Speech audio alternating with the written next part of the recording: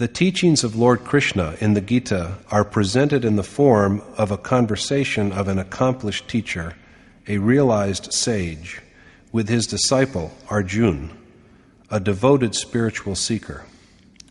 Arjun has requested Yogeshwar Krishna to support him, since he is his pupil who relies on him. Arjun prays for such teachings which may help him to attain ultimate bliss. Similarly, what you will hear next is a traditional homage in Sanskrit made at the beginning to a revered, accomplished teacher or sage, describing his attributes and requesting blessings and guidance, and offering up the merits of any accomplishments which may result therefrom. Om Shri Sadgurudev Bhagwan ki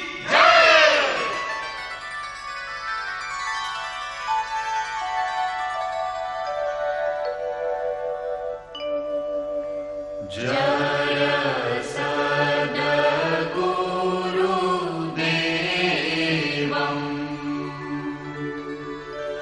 Paramanandam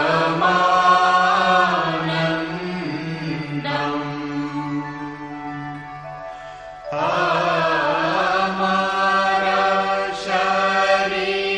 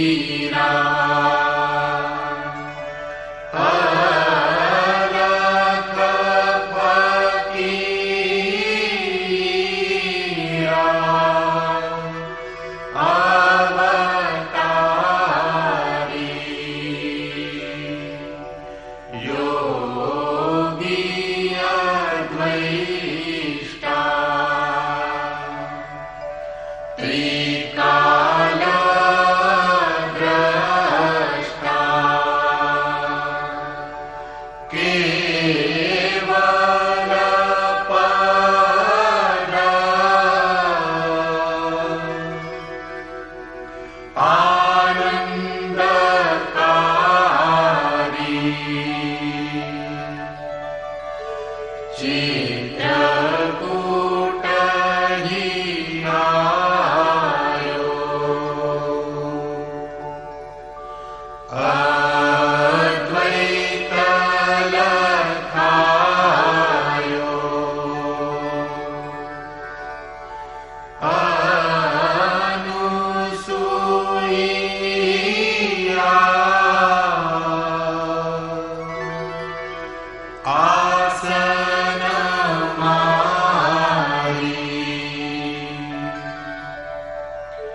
Shri Paramhans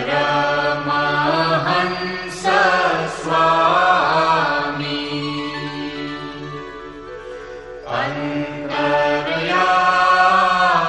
Antaryami Hai Vadanami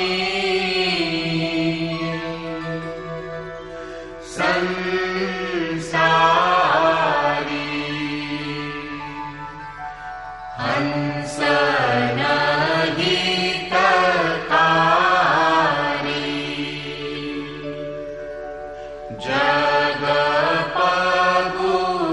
Jagapagudhari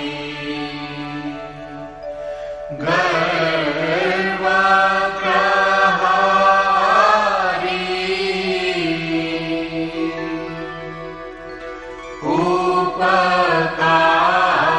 Upakari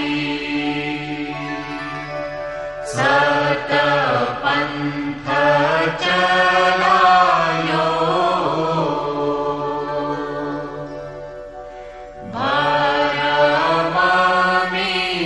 Bharamamitayo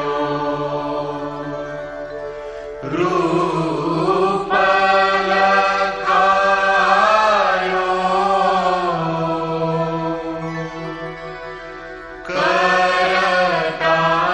Karatari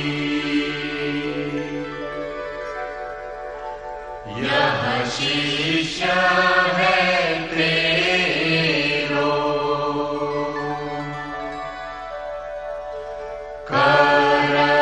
करतनी हो रो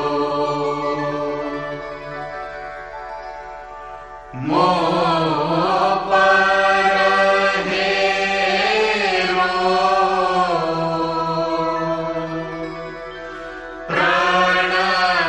प्राणधारी जय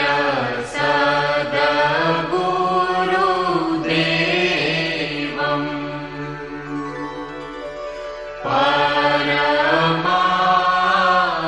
परमानन्दम् अमर शरीरम्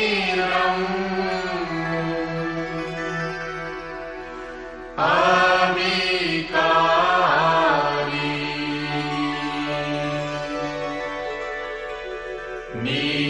निरगुण निरमूलम् धरी स्थूलम्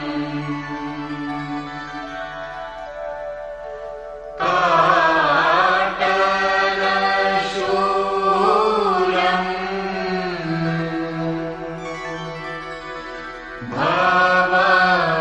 भवभारी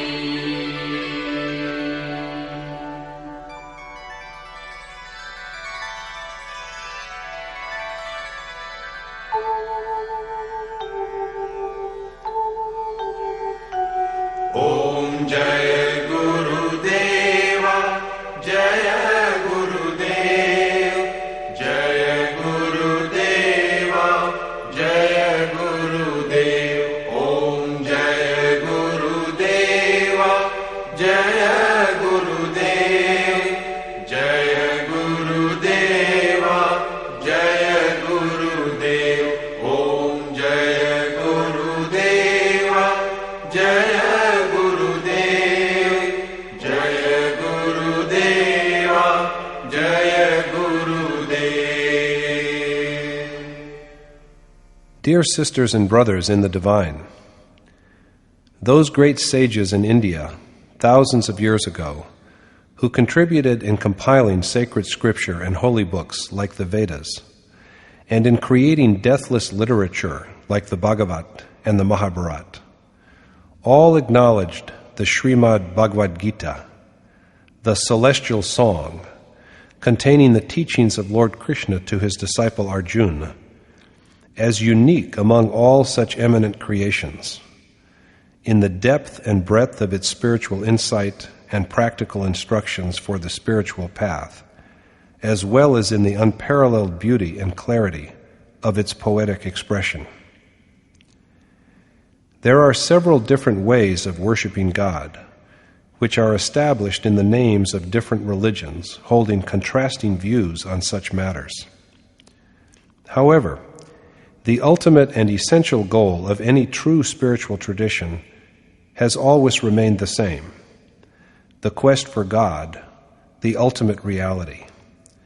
The process of reaching towards this objective is the spiritual path. The question, however, arises that if God is the ultimate reality, and is the only one ultimate reality, then why are there so many sects and cults? To answer this question, we offer this noble creation, the Yatharth Geeta, in the form of audio cassettes. The divinely inspired Gita, as taught by Lord Krishna, simplifies the concept of Dharma, spirituality, and purposefully guides one on the spiritual path in a structured and complete manner. The core teachings of all the paths subsequently revealed by other sages of the world are each enfolded in the essential teachings of the Gita. It has been implied in the Mahabharata that when the Pandav and the Kaurav armies stood facing each other on the battlefield, all the demons manifested as the Kauravas, while the gods manifested themselves as the Pandavas. In this way, the great Rishi, Vyas, the accomplished sage through whom the Gita was revealed, implied that all characters in the great epic were either righteous or devilish human impulses within us, and that all these external characters and situations were only symbolic of man's deepest inner reality. From the beginning, it has been observed that every human being carries within himself both these tendencies, godlike and demon-like.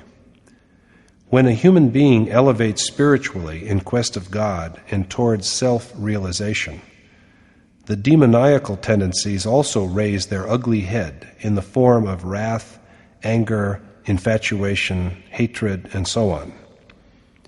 The overcoming of these ugly tendencies and obstacles is the real war depicted in the Gita, the internal war conducted within the sphere of the human heart by the sincere seeker, to liberate himself or herself from worldly bondage and attain spiritual victory and everlasting peace. Arjun held the opinion at the beginning of the Gita that to have the desired results in life, one has to perform important customary rites of his time, abide by family tradition and creeds, avoid the mixing of castes or races, and avoid participating in the violence which would eliminate the families and his kinsmen by refusing to fight in the war altogether.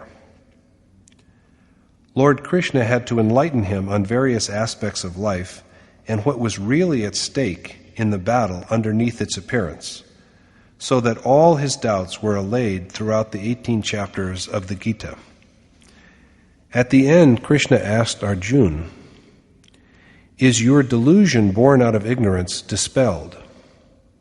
And Arjun professes that indeed, through the grace of Krishna's teachings, his ignorance has been dispelled and his doubts extinguished, and that he is now ready to act in accordance with Krishna's directives. These teachings and precepts, as a matter of fact, were not only for Arjun, but for all mankind. Each of us wonder, as did Arjun, what is the real purpose of life? What are the results we really desire, and what is the correct path to attain them?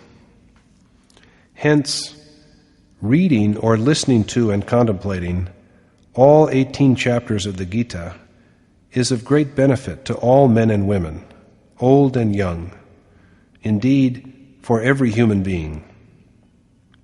The Gita is not only a work of the world's great literature, it is a holy book or scripture relevant to people everywhere and for all times. Therefore, such reading or listening to the Gita will awaken the presence of the divine deep within each one of us, and set worthy values in the minds of children. However, one has to actually tread the path shown by the Gita if one wants to obtain these insights into its knowledge of the great mystery that is existence. These cassettes have been designed to help in that endeavor, and to thereby bring you to infinite joy, eternal peace, prosperity, and the clearing away of all sadness, doubts, and fears, including the great and terrible fear of death. It is indeed a matter of our good fortune and blessings that even after 5,000 years, the teaching of Lord Krishna is available for each of us to apply in our lives. Listen to these cassettes whenever you wish to open your heart and set your mind free of all age-old conventions, and allow it to come on the path of self-realization, the merging into the Supreme Spirit. In doing so, you are an integral part of that timeless tradition everywhere of seekers becoming accomplished sages, experienced by countless individuals in all cultures throughout history, now and in future generations yet to come.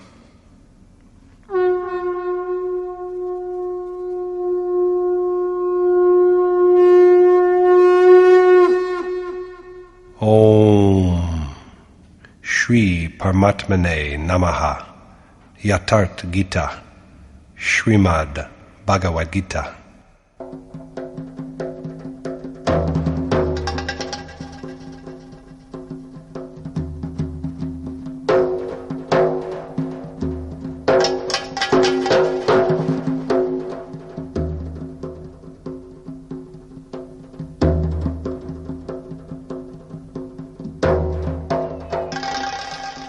Chapter 1. The Yoga of Irresolution and Grief.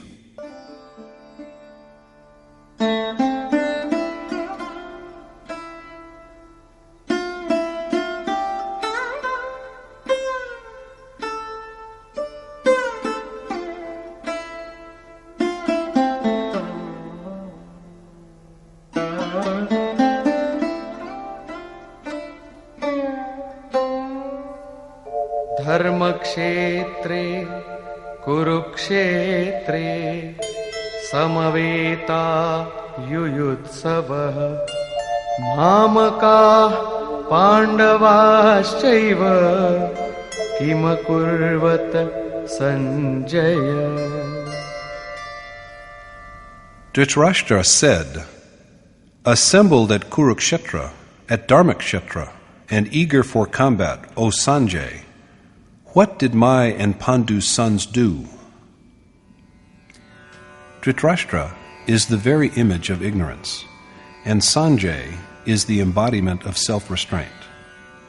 Ignorance lurks at the core of the objective, the outward-looking mind.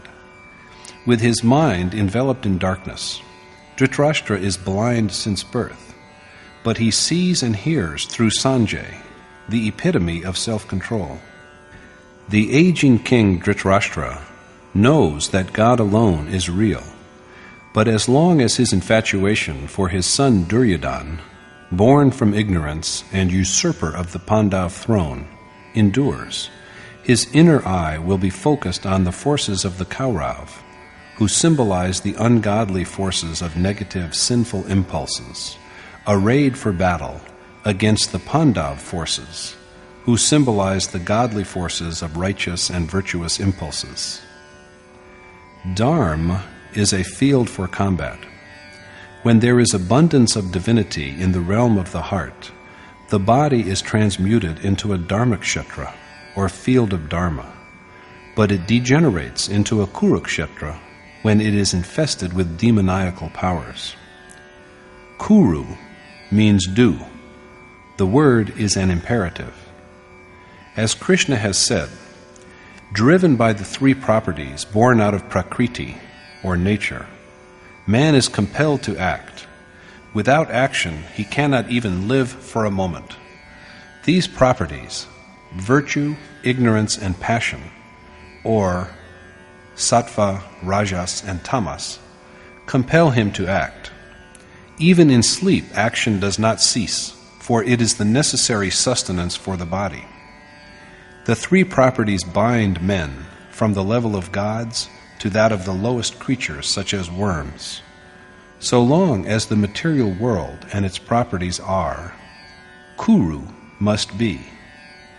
Therefore, the sphere of birth and death, of that which is evolved from a previous source or prakriti, nature, is Kurukshetra, whereas the sphere of righteous impulses which guide the self to God, the highest spiritual reality, is Dharmakshetra.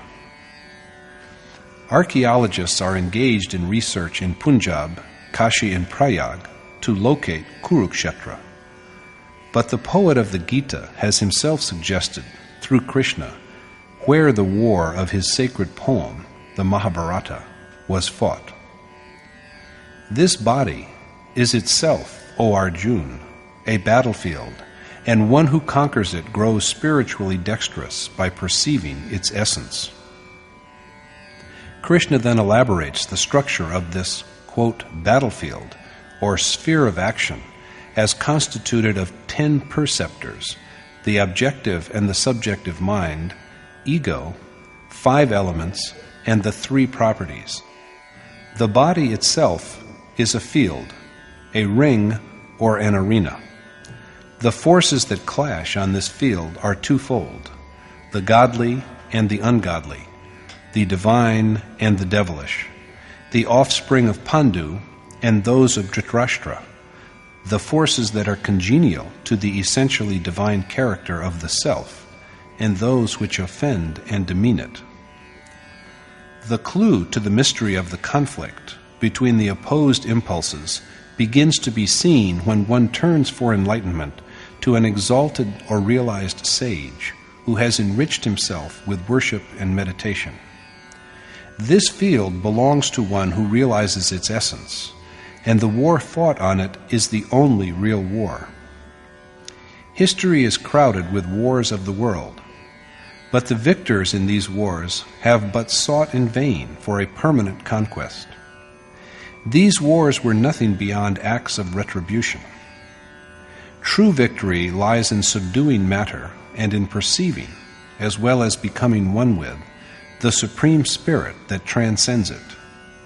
This is the only conquest in which there is no prospect of defeat.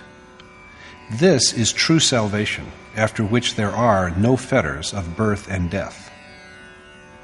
The mind lying in the abyss of ignorance perceives through one who has mastered the mind and the senses, and thus knows what has transpired on the battlefield, where fighters include even those who have known its reality.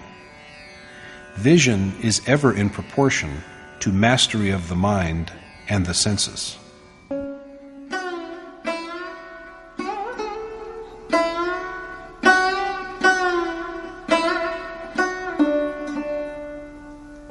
दृष्ट्वा तु पाण्डवानीकम् व्यूढम् दुर्योधनस्तदा आचार्यमुपसङ्गम्य राजा वचनमब्रवीत्. Sanjay said, "At the time, after having seen the Pandav army standing in battle array, King Duryodhana approached his teacher Dronacharya and spoke thus." Dual conduct itself is represented by the figure of Dronacharya, the great warrior and teacher of both the Kaurav and the Pandav. When the awareness dawns that we are alienated from God, there arises in the heart an acute hunger for the attainment of that exalted spirit. Only then do we set out to seek an accomplished teacher. Between the two opposite impulses, this awareness of our alienation and ignorance is the first initiator into wisdom, although the teacher of ultimate excellence will be Yogeshwar Krishna himself, an adept in yoga.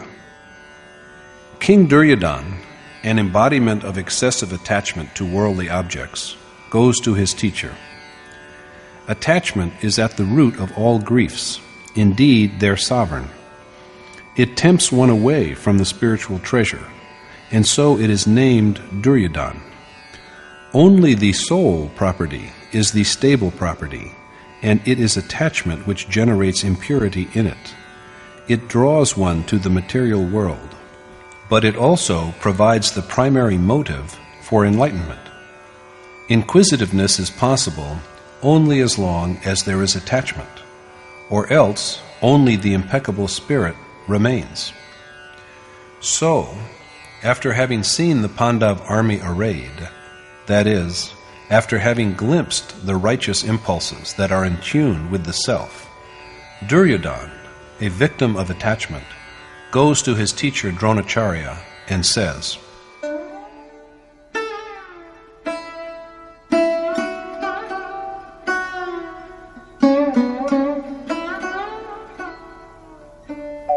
पश्यैतां पाण्डुपुत्राणाम्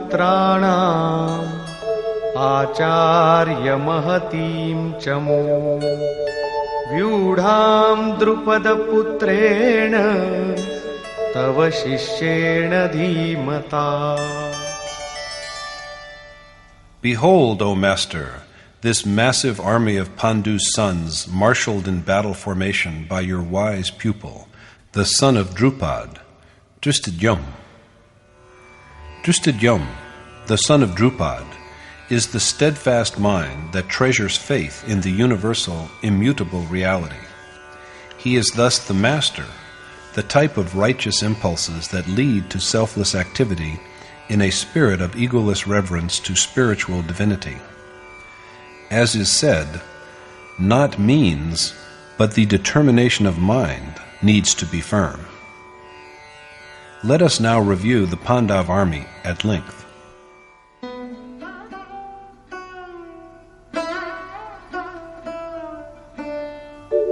अत्र शूरा महेश्वासा भीमार्जुनसमायुधि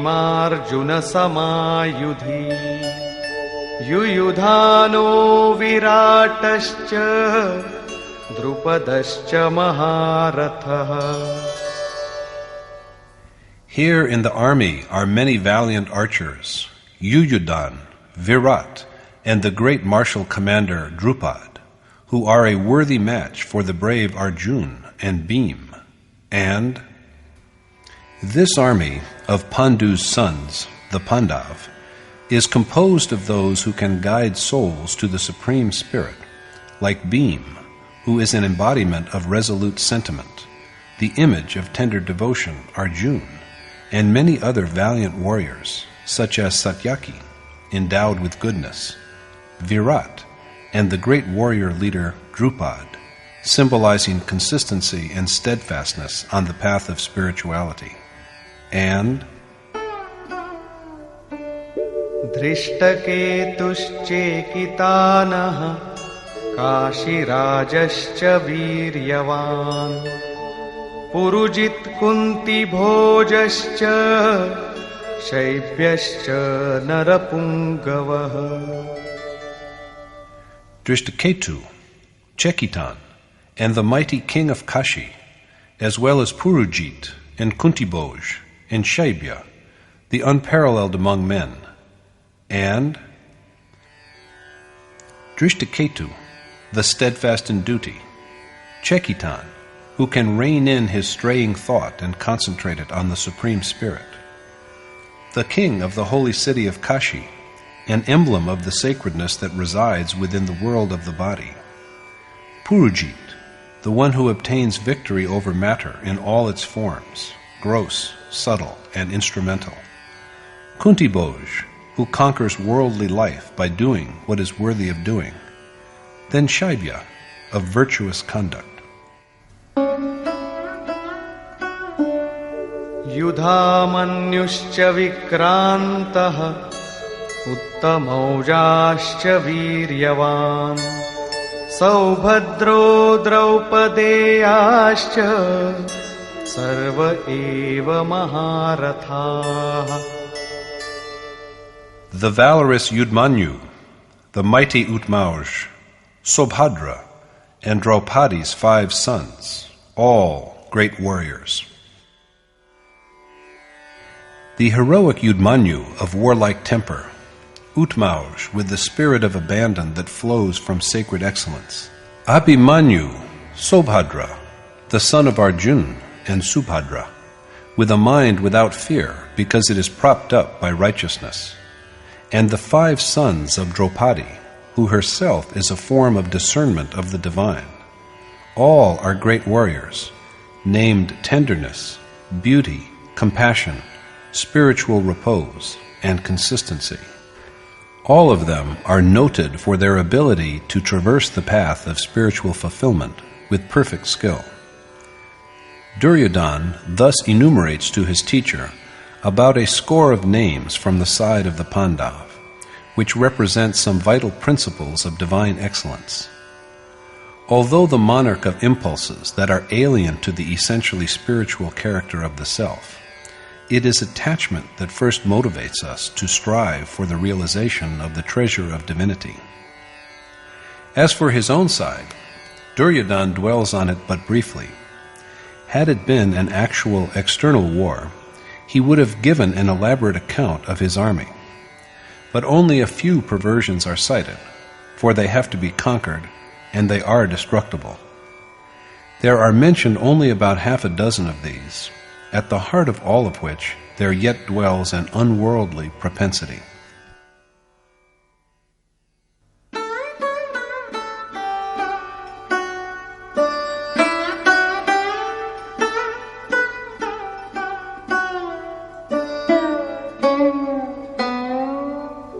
अस्माकं तु विशिष्टाये तान्निबोध द्विजोत्तम नायका मम सैन्यस्य संज्ञार्थं तान् ब्रवीमि ते.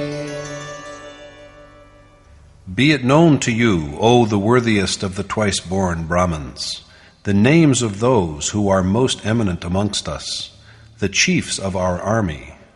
These I now name for your information.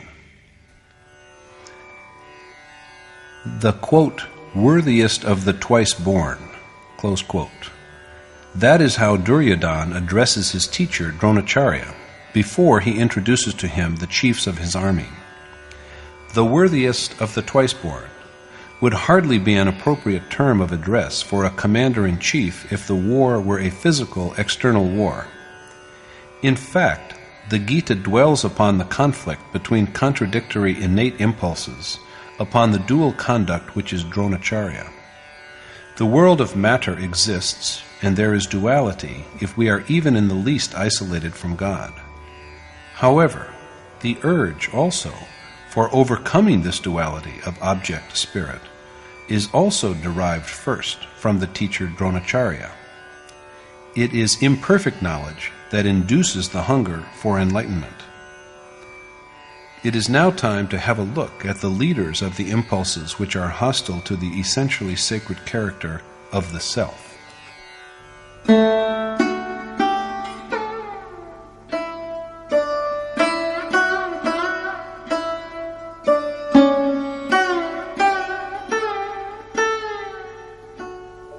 भवान् भीष्मश्च कर्णश्च कृपश्च समितिञ्जयः अश्वत्थामा विकर्णश्च सौमदत्तिस्तथैव च.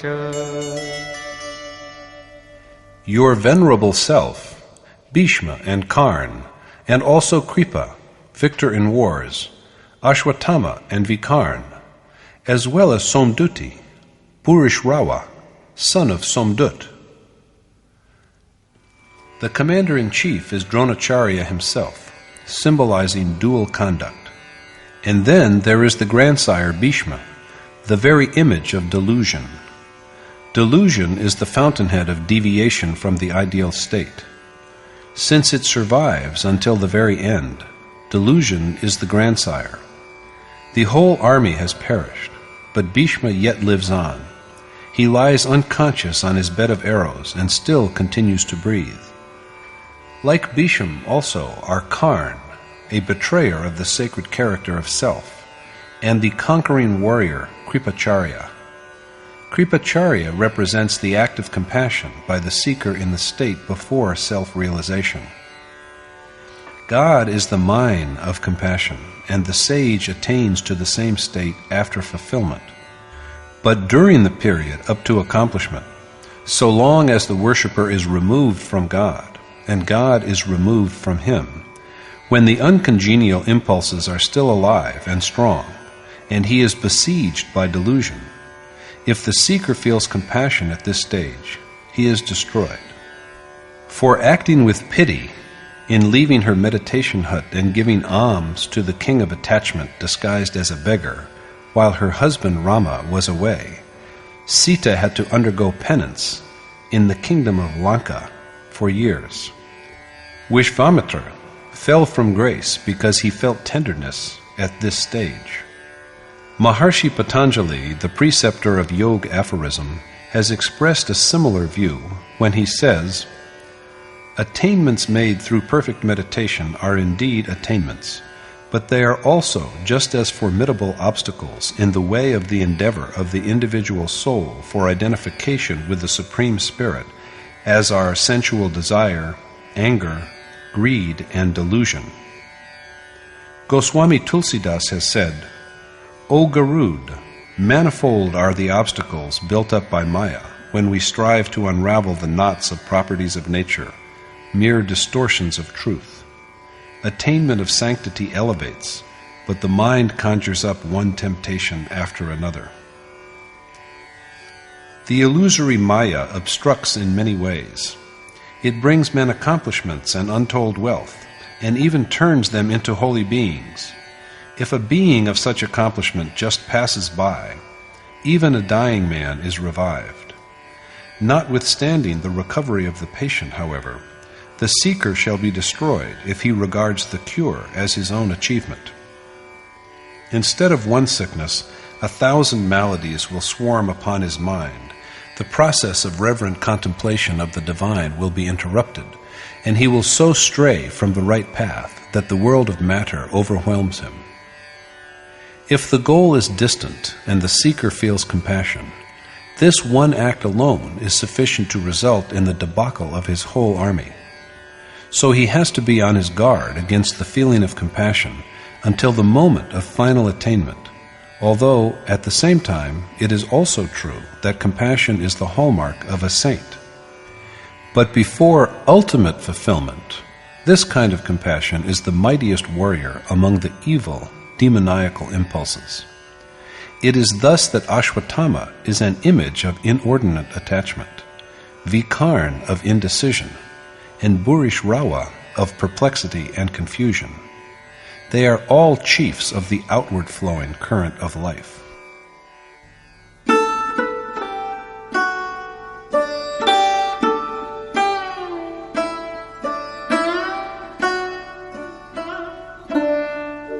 अन्ये च बहवः शूराः मदर्थे त्यक्तजीविताः नानाशस्त्रः प्रहरणाः सर्वे युद्धविशारदाः. And there are many other skilled warriors also, equipped with numerous arms, who have forsaken hope of life for my sake. And many other valiant warriors are resolved, Duryodhana intimates to Dronacharya, to fight for his sake, even at the cost of their life. But there is no precise enumeration of them. Duryodhana then points out the innate qualities with which each of the two armies is fortified. Aparyaptam tadasmakam balam bhishmabhirakshitam paryaptam tvidametesham balam bhimabhirakshitam. Our army, defended by Bhishma, is unconquerable, while their army, defended by Bhim, is easy to vanquish. Duryodhana's army, quote, defended by Bhishma, is invincible, whereas the opposing army of the Pandav, defended by Bhim, is easy to conquer. The use of ambiguous puns in the Sanskrit text, such as paryaptam and aparyaptam, is itself a sign of Duryodhana's doubtful state of mind. So we have to look carefully at the power that Bhishma represents, on which all the Kaurav hopes rest, as well as the qualities symbolized by Bhim, which the Pandav, endowed with the treasure of divinity, rely upon. Duryodhana then gives his final estimate of the situation.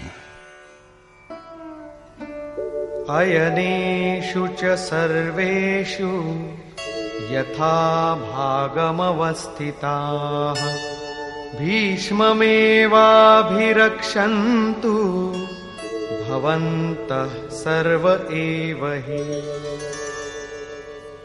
So, while keeping to your respective stations in the several divisions, all of you should doubtlessly protect Bhishma alone on all sides.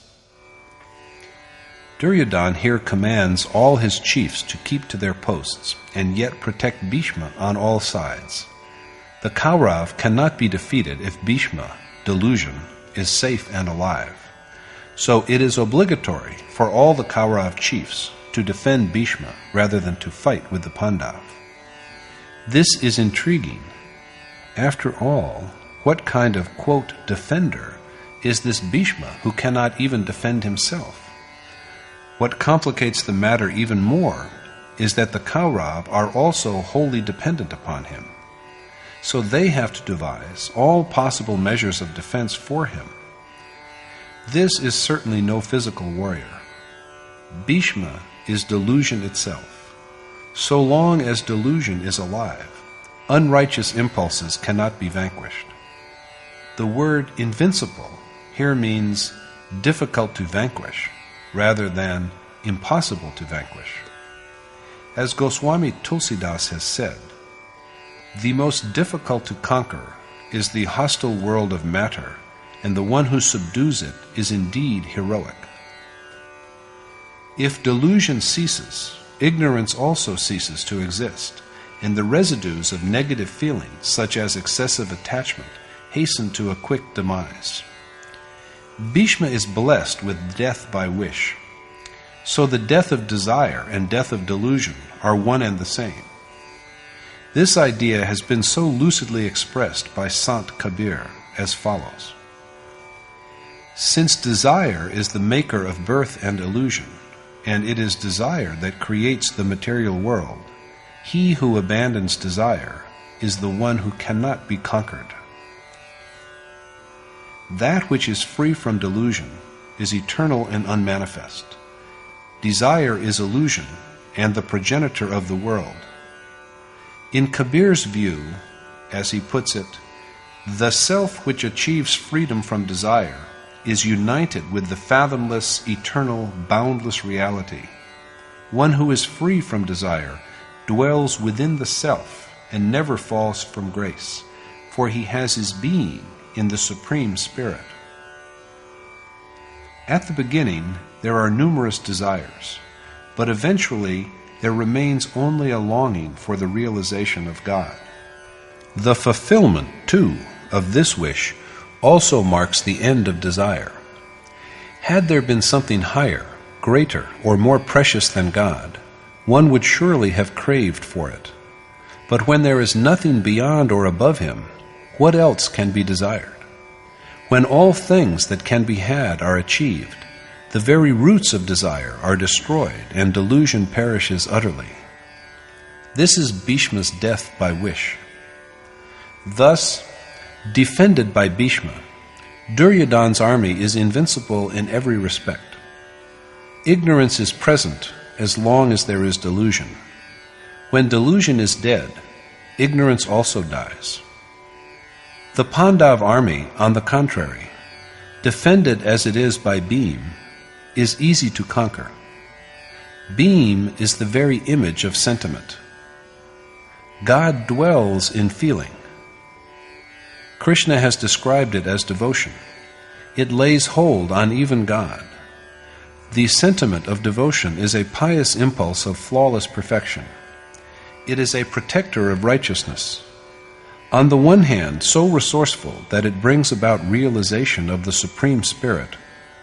On the other hand, it is also so delicate and fragile that this day's fidelity and adherence often turn into nothingness and even outright privation on the next day. Today we admire a sage for his virtue, but the very next day we grumble and cavil because we have seen him relishing delicacies. Devotion is shaken by suspicion of even the slightest flaw in the loved one. The impulse of righteousness is undermined, and the ties with the object of affectionate devotion are broken. So it is that the Pandav army defended by Bhim can be conquered with ease. Maharshi Patanjali has given expression to a similar view in the following phrase: "Only meditation practiced for a long time with constant devotion and reverence can be firm." Now let us listen to the flourish of the warrior's conches.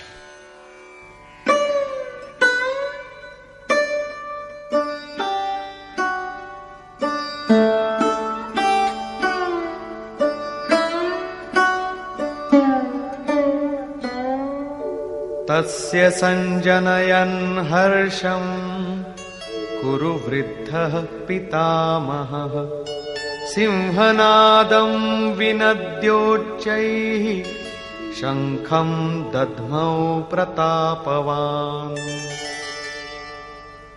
To Duryodhana's delight then, his mighty grandsire and the eldest of the Kaurav, Bhishma, blew his conch to blare forth a lion-like roar. Conches are blown after the Kaurav have taken stock of their strength. The trumpeting of conches is a declaration of the intention of each of the chiefs of what he can offer after conquest. The mighty grandsire Bhishma, the eldest of the Kaurav, blows his conch to produce a lion-like roar which gladdens Duryodhana's heart. The lion represents the terrible tooth and claw aspect of nature. Our hair stands on end and our hearts beat violently when we hear the roar of a lion in a still, solitary forest, even though we are miles away from the beast. Fear is a property of nature, not of God. Bhishma is the very image of delusion.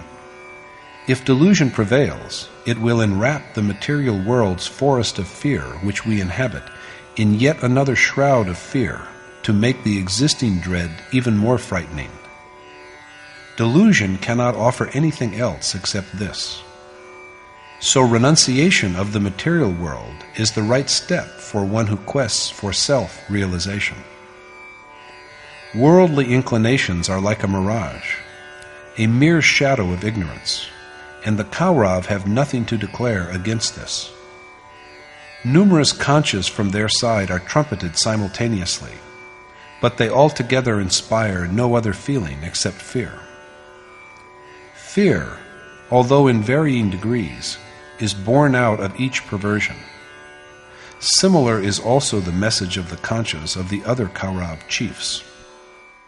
Tatah shankhaschcha bheryascha panavanaka gomukhaah sahasaivaabhya hanyanta sashabdastu mulo bhavat.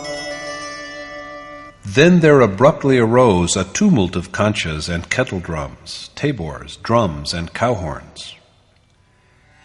After Bhishma's blowing of his conch, numerous other conchas, drums, and trumpets are sounded together, and they make an awesome noise. The Kaurav have no message other than that of fear. Intoxicated with a sense of false success, the outward-looking impulses that offend and demean the human soul render the bonds of infatuation yet stronger. Now the Pandav, representing righteous impulses that are in harmony with the divine character of the self, respond to the Kaurav challenge with their own declarations, the first of which is made by Yogeshwar Krishna himself.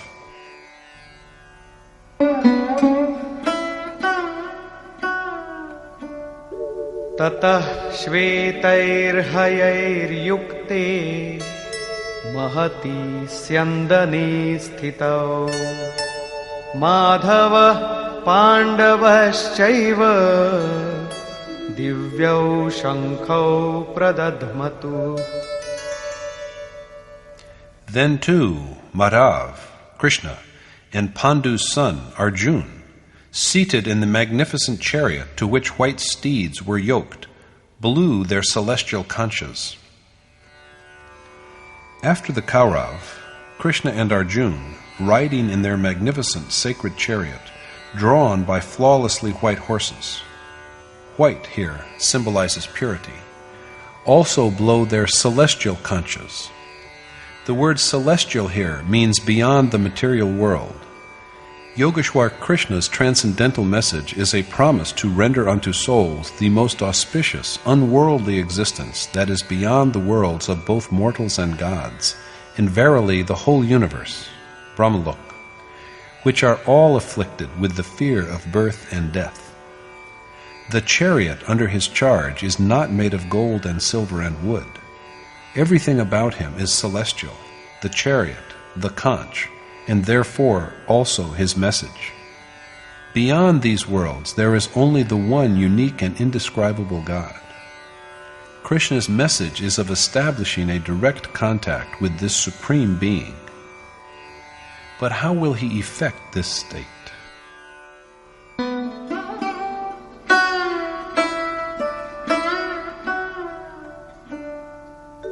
पाञ्चजन्यं ऋषिकेशो देवदत्तं Dhananjay पौण्ड्रं दध्मौ महाशङ्खं भीमकर्मावृकोदरः. While Rishikesh, Krishna, blew his conch, Panchjanya, and Dhananjay, Arjun, the conch named Devdut, the Vrikodar, Bhim, of awesome deeds, blew the great conch, Poundra. So Rishikesh, Krishna, master and lord of the senses, who knows all the mysteries of the human heart, blows the conch, Panchjanya. This is a declaration of his intent to restrain the 5 organs of perception, which correspond to word, touch, form, taste, and smell, and to transmute their inclinations into devotion. Exerting control and mastering the wild senses, and disciplining them into faithful servitors, is the gift from an accomplished teacher, the gift indeed from the admired God. Krishna is a yogi, an accomplished teacher. As Arjun says in the Gita, "Lord, I am thy disciple." It is only a noble teacher who can make us relinquish all objects of sensual pleasure, and to see and listen to and touch nothing except the desired God. Dhananjay, a name given to Arjun which means the victor of wealth, is the affectionate devotion that attains to the state of divine exaltation. This devotion is a feeling of tenderness for the desired object, which includes within itself all the experiences of devotees, even pangs of separation and occasional disenchantment and tears. There should be nothing for a devotee except the longed-for God. If the devotion to him is perfect, it embraces the virtues that provide access to the Supreme Spirit. Dhananjay is another name of this faculty. One kind of wealth is the external riches which are needed for physical sustenance, but that has nothing to do with the self. The really lasting wealth of man, which he can truly call his own, is realization of his self, the God within. In the Upanishad Brihadaranyaka, Yajnavalkya teaches the same to his wife Maitreya when she asks him, "My Lord, if this whole earth belonged to me with all its riches, should I through its possession attain immortality?" The sage replies, "No, your life would be like that of the wealthy. None can possibly hope to be immortal through wealth." Bhim, the warrior of awesome deeds and one of Arjun's 4 brothers, blows his great conch, Ponder, which denotes sentiment. The heart is the spring as well as the habitat of feeling. This is why Bhim is called Vrikodar, the large-hearted. You are attached to a child, but that attachment belongs essentially to your heart. It only manifests itself in the child. Sentiment is fathomless and mighty, and this sentiment is Bhim's great conch that is now blown. The affection that he represents is embodied in sentiment. That is why Bhim blows the conch named Pandra. However, although sentiment is mighty, it can be so only through the medium of love. Goswami Tulsidas admits that he has known the omnipresence of God only through its manifestation in love.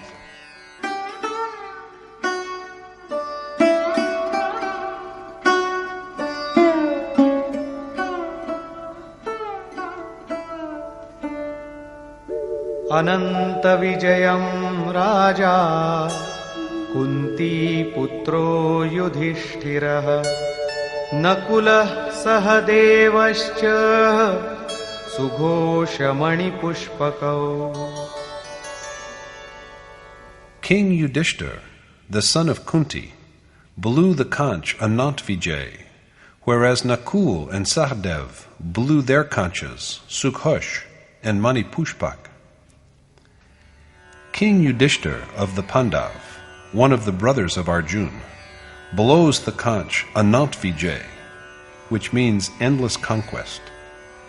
Kunti, his mother, is the very image of dutifulness, and Yudhishthir, the embodiment of dharma, or natural piety. If one's adherence to dharma is steady, Anant Vijay, endless conquest, will bring about the absorption of the self in the boundless God. The one who is firm in battle is Yudhishthir, one who is unshaken by the conflicts between self and the material world, between the body and the transcendental soul, and to whom the essence of the sphere of action has been revealed. He is enabled eventually by God, who alone is real, ceaseless and immutable, to overcome all the contradictions. Nakul, who is a symbol of restraint, blows the conch named Sughosh. As restraint grows firmer, evil is subdued and the dominance of righteousness is proclaimed. Sahadev, the adherer to truth, blows on the conch which bears the name of Mani Pushpak. Sages have described each breath as a precious ruby. As is said, what a pity that we squander the jewels of our breath on idle gossip. One kind of satsang is the moral discourse we hear from noble men, realized sages, accomplished teachers. But the real spiritual discourse is internal. According to Krishna, the self alone is true and eternal. True satsang comes about when the mind reins itself in from all externals and dwells with the self.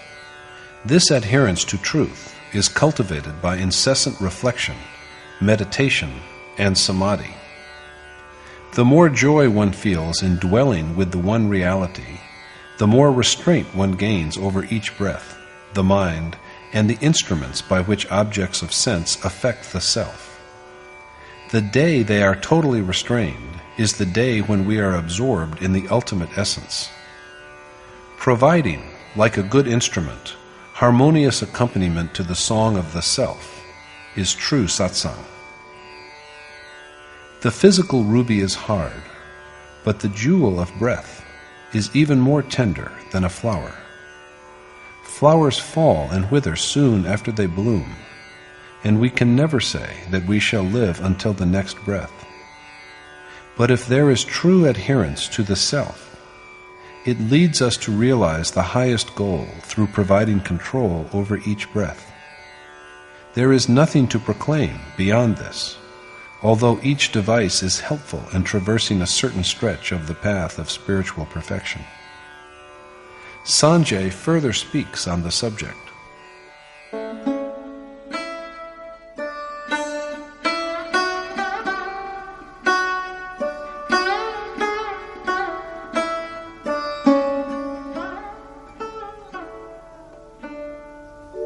काश्यश्च परमेश्वासः Shikhandi च महारथः धृष्टद्युम्नो विराटश्च सात्यकिश्चापराजितः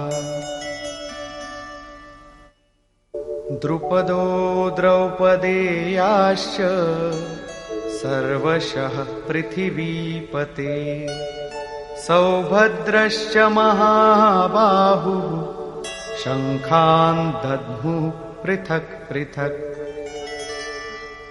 The king of Kashi, a great bowman, Shikhandi, who dwells in the Supreme Spirit, the unvanquished Drishtadyumna, Virat and Satyaki, Drupad and the sons of Draupadi, and Subhadra's son of powerful arms, Abhimanyu, all blew, O Lord of the earth, their own conchas.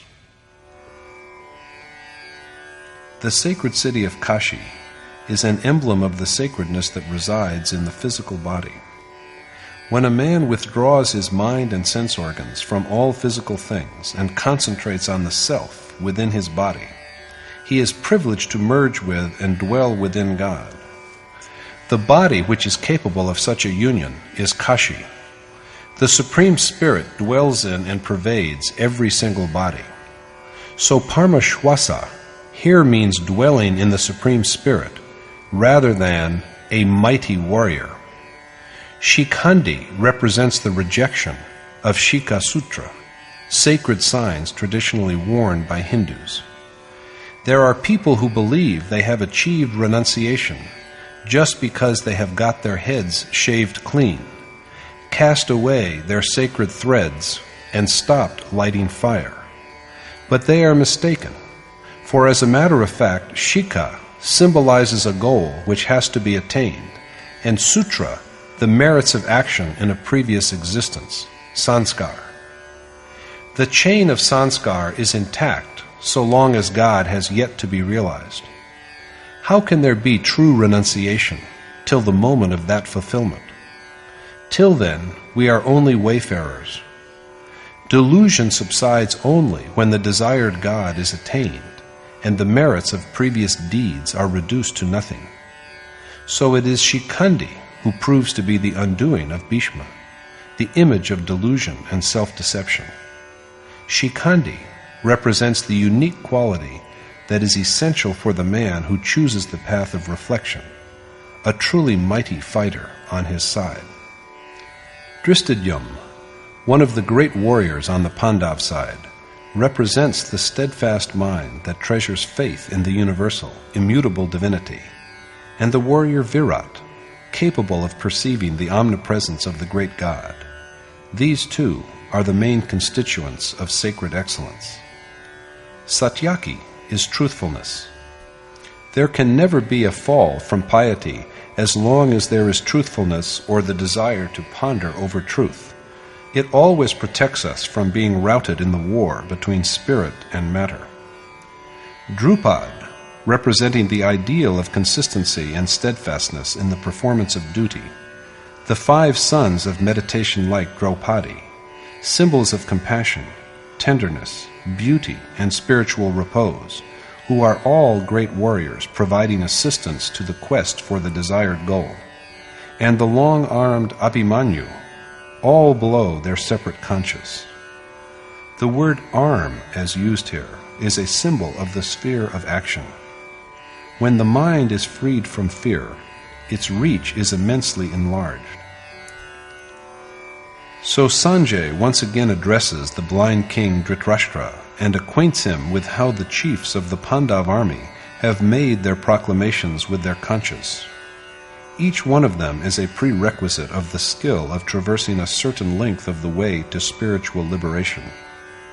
Their observance is necessary, and that is why they are enumerated in detail. However, there is, after these preliminary stages, that stretch of the path which is beyond the perceiving mind and intellect. This is the length along which one is enabled to travel only by the blessedness of the great God's awakening within the self.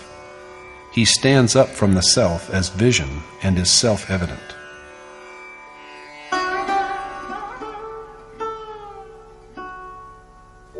सघोषोधार्तराष्ट्राणाम् हृदयानि व्यदारयत् नभश्च पृथिवीं चैव तुमुलो व्यनुनादयन्. The loud tumult, reverberating through heaven and earth, pierced the hearts of Dhritarashtra's sons. The great tumult, echoing through heaven and earth, rends the hearts of Dhritarashtra's sons.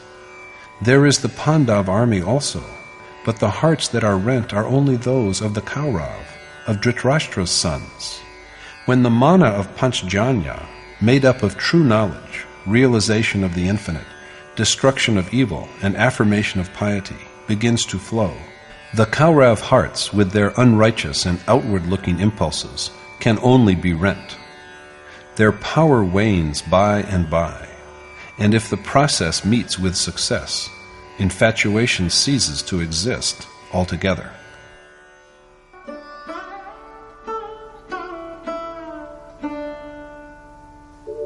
अथ व्यवस्थितान् दृष्ट्वा धार्तराष्ट्रान् कपिध्वजः प्रवृत्ते शस्त्रसम्पाते धनुरुद्यम्य पाण्डवः ऋषिकेशं तदा वाक्यम् इदमाह महीपते सेनयोरुभयोर्मध्ये रथं स्थापयमेच्युत यावदेतान्निरीक्षेऽहम् योद्धुकामानवस्थितान् कैर्मया सह योद्धव्यम् अस्मिन् रणसमुद्यमे. Then, O king, after viewing the sons of Dhritarashtra in array, when the discharge of missiles was about to commence, Kunti's son Arjun, whose ensign bore the image of Hanuman, raised his bow and spoke to Rishikesh thus: O Achyut, Krishna, keep my chariot between the two armies, so that I may watch those who are formed up for combat, and know whom I have to fight in the ensuing battle. Sanshay, an epitome of self-restraint, endeavors to enlighten the mind of Dhritarashtra, lying under a pall of ignorance, by pointing out that apart from the other exemplary captains of the Pandav army, there is the Hanuman ensign of Arjun. Hanuman, a symbol of true renunciation. Disenchantment with the world and the desire to renounce it are the mark of Arjun's battle standard. Some interpreters have named this standard the, quote, monkey ensign because of its frenzied fluttering. But this is unacceptable, for the primate exhibited on the ensign is no common monkey, but the god Hanuman himself, who has risen above all distinctions. To him honor and dishonor are the same. Giving up lust for material objects which have been heard or seen, of worldly objects and sensual pleasures, is renunciation. So, after having seen Dhritarashtra's sons arrayed just when missiles are about to be launched, Arjun, whose distinctive motto is renunciation, lifts his bow and speaks to Rishikesh, the lord and master of the senses and knower of the mysteries of the heart, addressing him as the infallible. He requests his charioteer, Krishna, to station the chariot between the two armies. His words, however, are not words of command to a charioteer, but a prayer by a devotee to the worshipped one, a noble sage and accomplished teacher. But why does he want Krishna to park the chariot? Arjun wants to ascertain well who the warriors intent upon battle are, whom he has to fight in this business of warfare. योत्स्यमानानवेक्षेऽहम् य एतेऽत्र समागताः धार्तराष्ट्रस्य दुर्बुद्धेर् युद्धे प्रियचिकीर्षवः. Because I wish to observe those who have assembled here to fight for pleasing Dhritarashtra's wicked-minded son Duryodhana in the battle. Arjun wants the chariot to be parked in front of the Kauravas so that he may see the kings, desirous of battle, who have joined the evil-minded Duryodhana for the sake of his happiness, for Duryodhana who represents excessive attachment. Arjun wishes to observe well the kings who have assembled to fight in the war for the cause of infatuation of Duryodhana, the usurper king.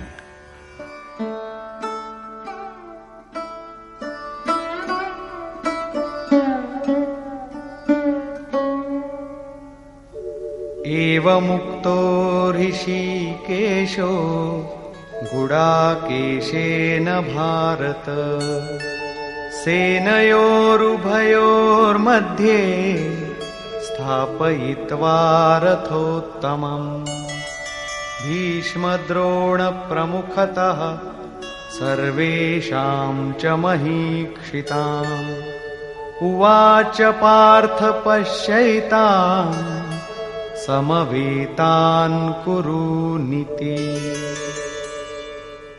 Thus addressed by Gudakesh, O descendant of Bharat, Dhritarashtra, Rishikesh parked the unique chariot between the two armies in front of Bhishma, Drona, and all the other kings, and said, Behold, O son of Pritha, Arjun, the assembled Kuru.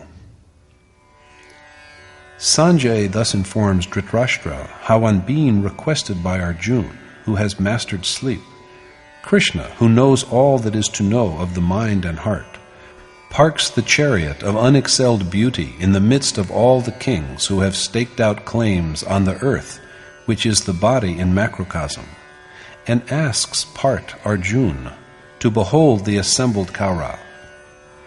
The, quote, excellent chariot in question is made of neither gold nor silver, nor of any material substance.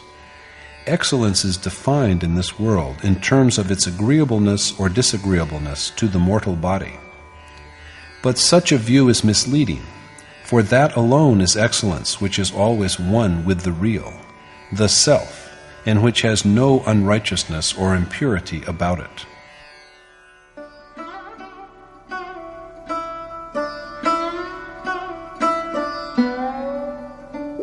तत्रापश्यत् स्थितान् पार्थः पितॄनथ पितामहान् आचार्यान् मातुलान् भ्रातॄन् पुत्रान् पौत्रान् सखींस्तथा श्वशुरान् सुहृदश्चैव सेनयोरुभयोरपि तान् समीक्ष्य स कौन्तेयः सर्वान् बन्धूनवस्थितान् कृपया परयाविष्टो विषीदन्निदमब्रवीत्. Parth Arjun then saw, mustered in the two armies, uncles, granduncles, teachers, maternal uncles, brothers, sons, grandsons and friends, as well as fathers-in-law and well-wishers. Seeing all these kinsmen assembled together and overwhelmed by intense pity, he spoke thus in great sorrow. Parth, Arjun, the perfect marksman who has made a chariot of his earth-formed body, looks at the army and sees his kinsmen. What is noteworthy here is that in the two armies he sees only his own family, the families of maternal uncles and of fathers-in-law, friends and teachers.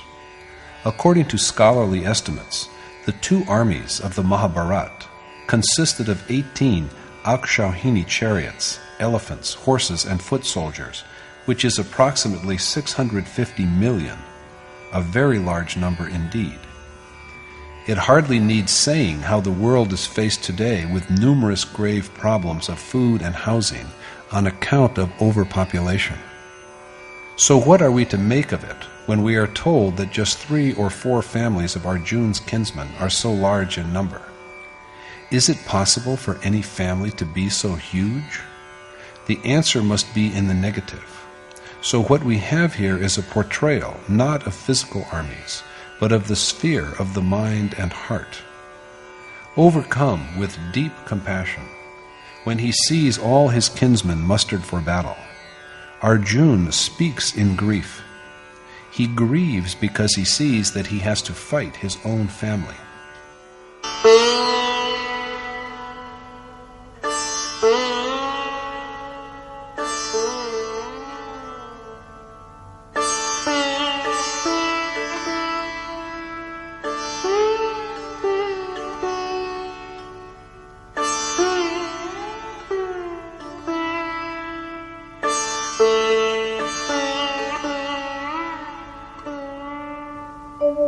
दृष्ट्वेमं स्वजनं कृष्ण युयुत्सुं समुपस्थितम् सीदन्ति मम गात्राणि मुखं च परिशुष्यति वेपथुश्च शरीरे मे रोमहर्षश्च जायते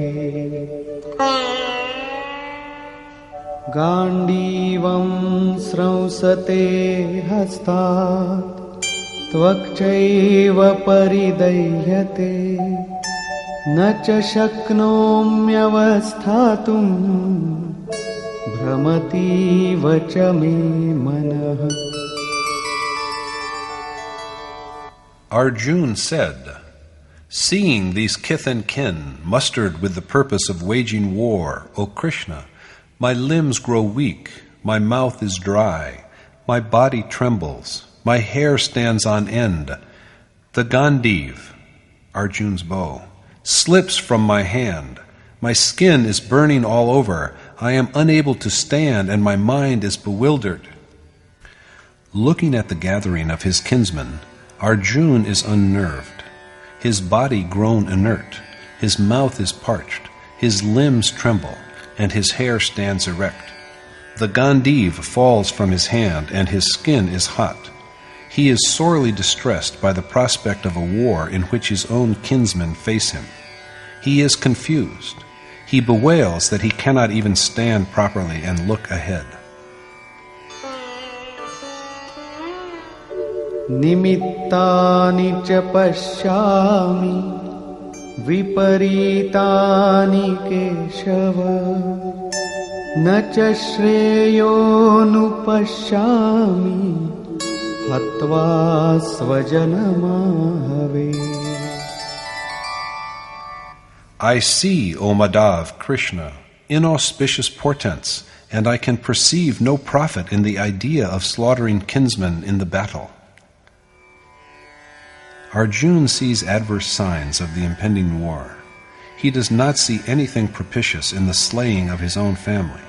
How can any good result from such killing?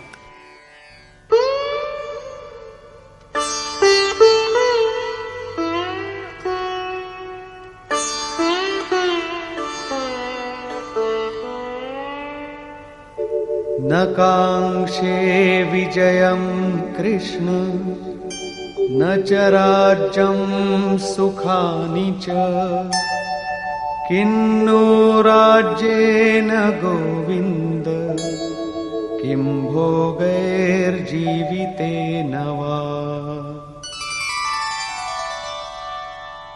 I aspire, O Krishna, after neither victory nor a realm and its pleasures, for of what avail is sovereignty to us, O Govind, Krishna, or enjoyment, or even life itself? Arjun's whole family is on the brink of war, so he does not wish for either victory or the kingdom that this victory may bring him, or even the pleasures of that kingdom. Of what use will be a kingdom or enjoyment or life to him?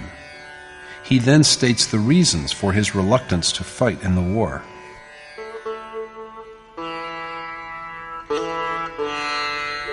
येषामर्थे काङ्क्षितं नो राज्यं भोगाः सुखानि च तैमेव स्थिता युद्धे प्राणांस् त्यक्त्वा धनानि च.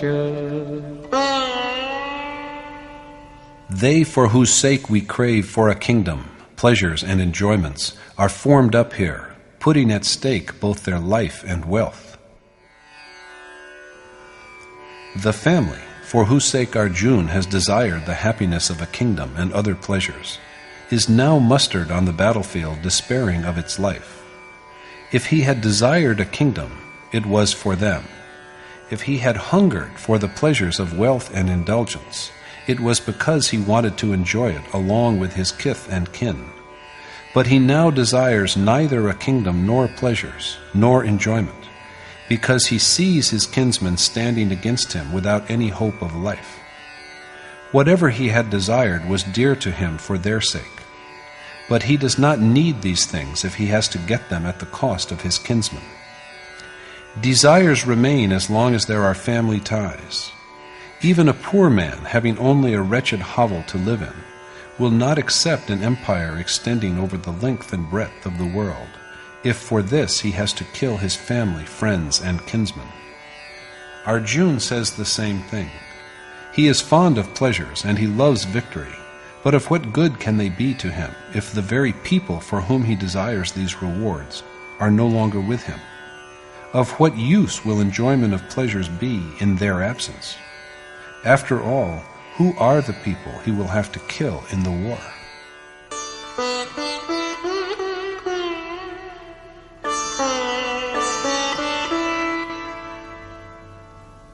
आचार्याः पितरः पुत्राः तथैव च पितामहाः मातुलाः श्वशुराः पौत्राः शालाः सम्बन्धिनस्तथा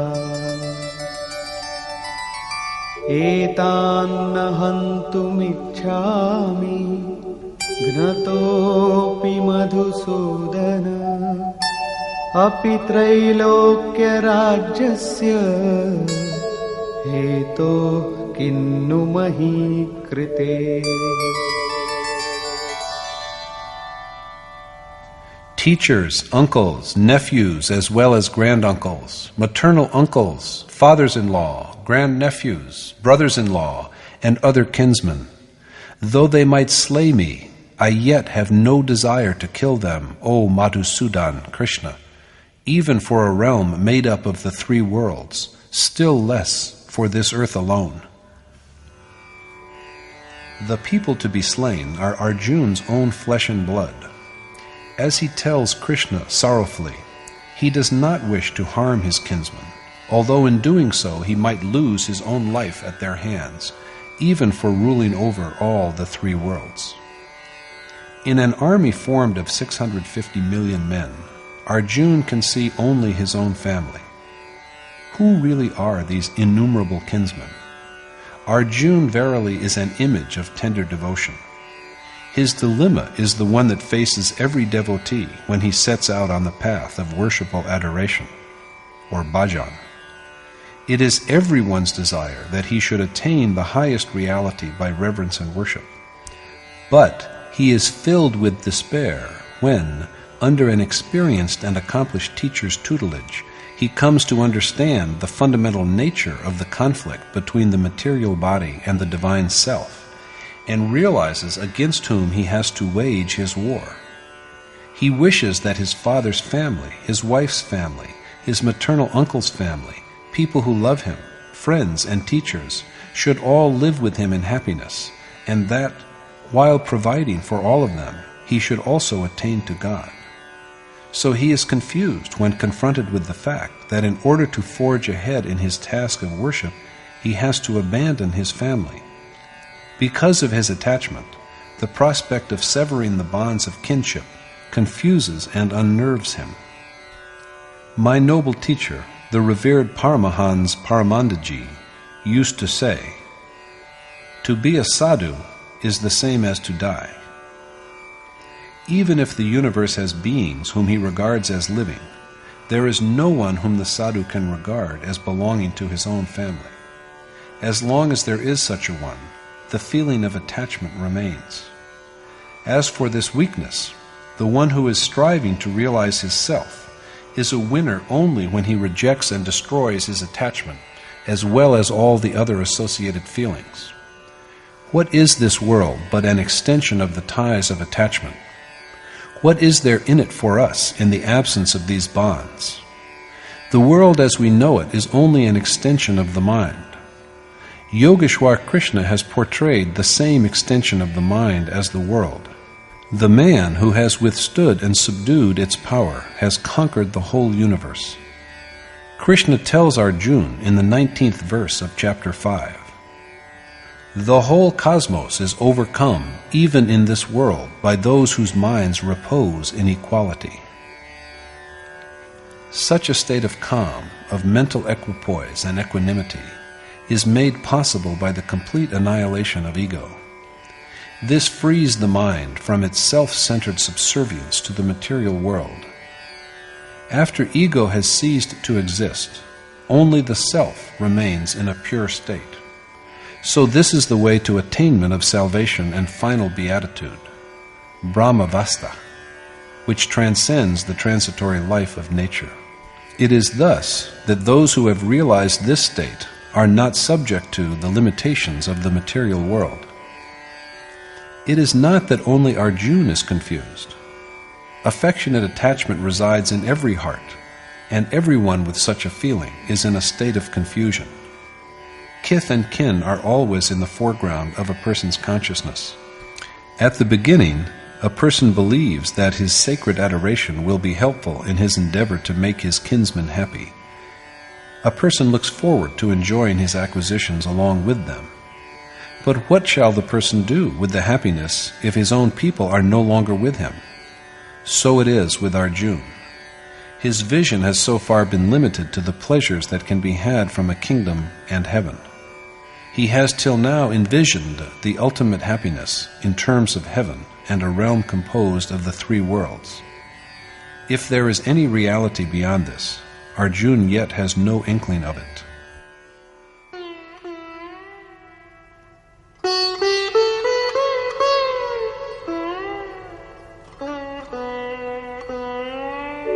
निहत्य धार्तराष्ट्रान्नः का प्रीतिः स्याज्जनार्दन पापमेवाश्रयेदस्मान् हत्वैतानाततायिनः.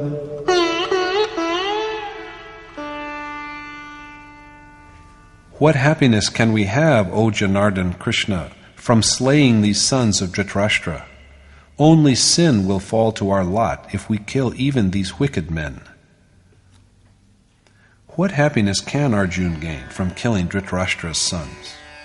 Dhritarashtra denotes the, quote, insolent or profligate nation, and born from it is Duryodhana, the image of infatuation, the usurper king. But shall even the slaying of such an evil kinsman make Arjun and Krishna happy? The Kaurav are unrighteous, but the Pandav will be only guilty of sin if they kill them. We call men evil-doers if they adopt impious ways for their livelihood. In fact, however, the worst felons are those who put obstructions in the way of the self. The gravest offenders in this respect are lust, anger, avarice, and inordinate attachment, which obstruct one's realization of the self.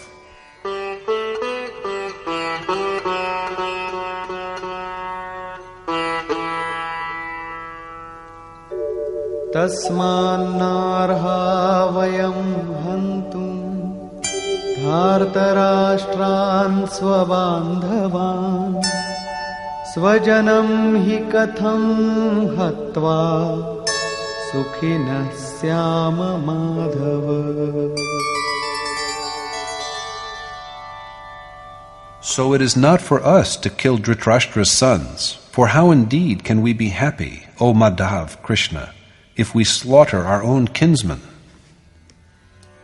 Is it not surprising that the Kaurav are at this moment seen as kith and kin? Did they not come to the battlefield as foes? In truth, physical relationship arises from ignorance. He is my maternal uncle. Here is my wife's family. This is the community of my own people. What are all these but ignorance? We have people who are affectionate to us, and we have our family, and we have our world, but all these we have only as long as there is attachment. All such ties are demolished when there is no attachment. That is why even sworn enemies now appear to Arjun as kinsmen. He asks Krishna how they can be happy by killing their kinsmen. Without ignorance and attachment, the idea of family cannot exist. Paradoxically, however, it is this ignorance that also provides the initial urge for knowledge. Some great men, like Bhartrihari and Tulsidas, were driven to renunciation by their spouses, whereas there are examples of many others who have gone the same way because of their disillusionment with the conduct of a stepmother.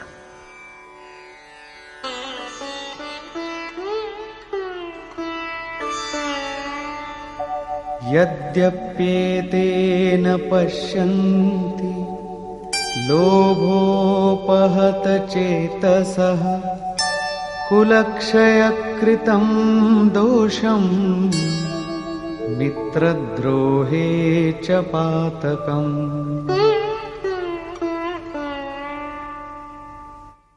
कथं न ज्ञेयमस्माभिः पापादस्मान्निवर्तितुम् कुलक्षयकृतं दोषं प्रपश्यद्भिर्जनार्दन.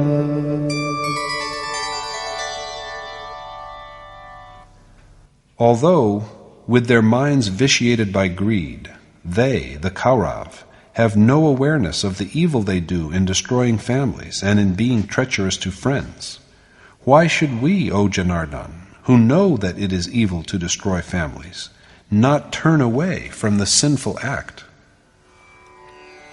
Straying from righteousness because of their arrogance and avarice, the Kaurav are blind to the sin they commit by destroying families and practicing treachery against friends. This is their error. But why, Arjun wants to know from Krishna, should they themselves, knowing the evils of destroying families, not desist from the crime? What deserves special notice here is Arjun's belief that not only he, but Krishna also, is about to make the same error. So he is also indirectly accusing Krishna.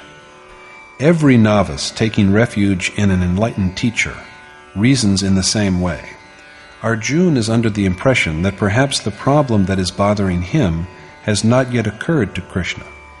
All the same, they are both reasonable men, and it is required of them to think of the evil consequences of destroying a family.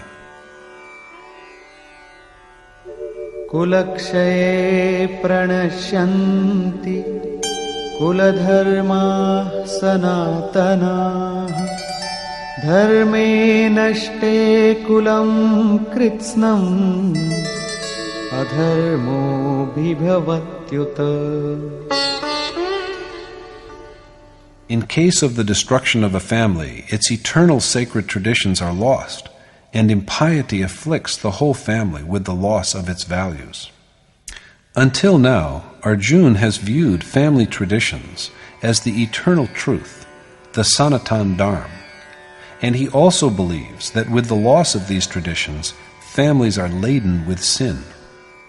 अधर्माभिभवात् Krishna प्रदुष्यन्ति कुलस्त्रियः स्त्रीषु दुष्टासु वार्ष्णेय जायते वर्णसंकरः. When sin prevails, O Krishna, women of the family stray from virtue, and when they are unchaste, O descendant of the Vrishnis, Varshneya, Krishna, there is generated an unholy mixture of classes, Varnasankar. When unrighteous ways dominate a family, its women lose their chastity, and there arises an intermingling of different classes of incompatible cultures and ways of living. According to Arjun, this sinful intermingling occurs when women lose their virtue. But Krishna contradicts this by saying, I am fully contented in the self, and there is nothing more precious which is beyond my reach. Yet I continue to practice meditation and renunciation, and urge others to the same. But these are only means and not the goal. And when the goal is achieved, who cares for the means?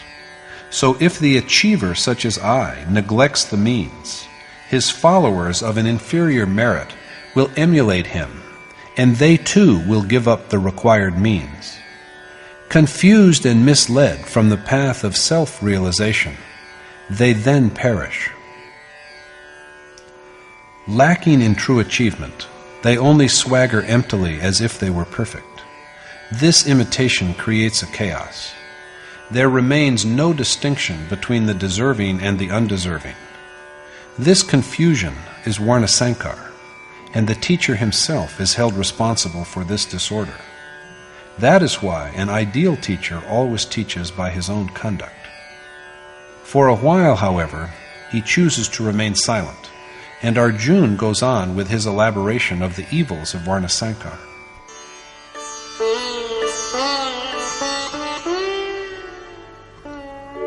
Sankaro narakaiva kulagnanam kulasya cha patanti pitaro yesham lupta pindodaka kriyaha. The unholy intermingling of classes condemns the destroyer of the family as well as the family itself to hell, for their ancestors, deprived of the offerings of obsequial cakes of rice and water libations, fall from their heavenly abode. It is a quality of Varnasankar to dispatch families and their destroyers to hell. Divested of obsequial gifts of rice cakes, their forefathers also lose their heavenly home. The present is destroyed, the ancestors of the past fall, and the posterity to come will also descend to hell. Not only this, but in Arjun's view,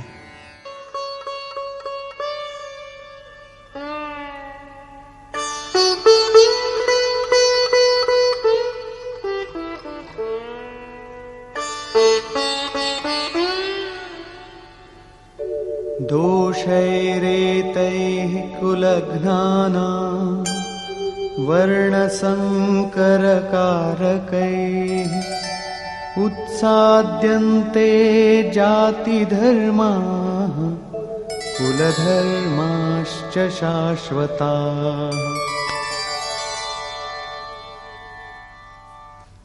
the sin committed by destroyers of families, which causes an intermingling of classes, puts an end to the timeless dharma of both caste and family.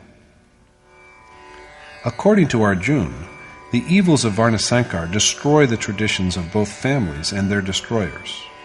He holds the view that family traditions are changeless and eternal.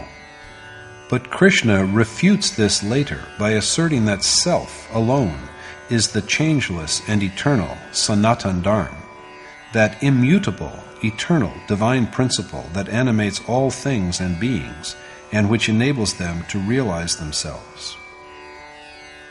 Before a man has realized the essence of this eternal Sanatan Dharma, he gives credence to some tradition or the other.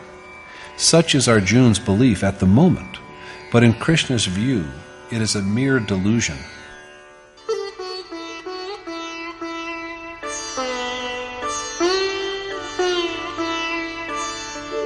Utsanna kula dharmanam manushyanam janardana narake niyatam vaso bhavati tyanushruma. We have heard, O Janardhan Krishna, that hell is indeed the miserable habitat, for an infinite time, of men the traditions of whose families have been destroyed. Men whose family traditions are destroyed have to dwell in hell endlessly. What is significant, though, is that Arjun has only heard so. As he believes, with the destruction of a family, not only its traditions, but also its own changeless everlasting Dharma is destroyed. He thus equates traditions with the eternal Sanatan Dharma. It is well known, he says, how a man has to suffer in hell for the loss of his Dharma. But he has only heard so, not seen, but only heard of it.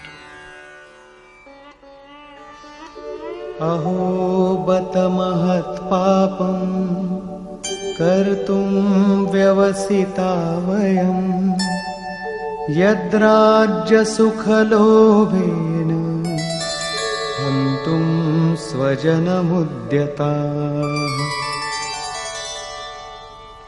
Tempted by the pleasures of temporal power, alas, what a heinous crime have we resolved to commit by killing our own kith and kin. How regrettable that although possessed of wisdom, they are yet determined to commit a grave sin by being intent upon killing their own family because of greed of regal power and its pleasures. At this point, Arjun regards his knowledge as in no way less than that of Krishna. All seekers, as it has already been said, feel this way at the outset. According to Mahatma Buddha, so long as a man has only partial knowledge, he regards himself as a repository of great wisdom. But as he begins to learn the second half of the knowledge he has to acquire, he regards himself as a great fool. Arjun considers himself a wise man in the same way. He takes the liberty of persuading Krishna that it is simply not possible that their sinful act can have any propitious outcome, and also that their resolve to destroy their family is motivated by sheer greed of sovereignty and its pleasures. They are really committing a terrible error. Convinced that the error is not only his, he has a dig at Krishna when he remarks that the error is also Krishna's. And at last, he delivers his final view of the matter to Krishna.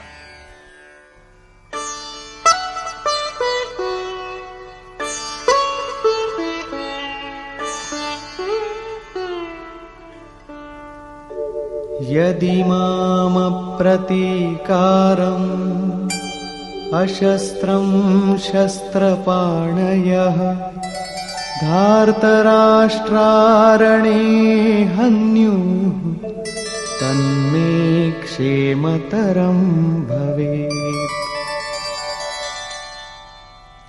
I shall indeed prefer the prospect of being slain by the armed sons of Dhritarashtra, while I myself remain unarmed and unresisting. Arjun's death at the hands of Dhritarashtra's armed sons, while he himself remains unarmed and unresisting, will be, according to Arjun, a fortunate event. History will then remember him as a magnanimous man who had averted a war by sacrificing his own life. People forsake their lives for the happiness of tender, innocent children, so that the family may thrive. People go abroad and live in luxurious mansions, but after 2 days they begin to pine for their discarded hovels. Such is the strength of attachment. It is behind Arjun's feeling that it will be propitious even if he is killed, unresisting, by the armed sons of Dhritarashtra, for it will ensure the children of the family a prosperous and happy life.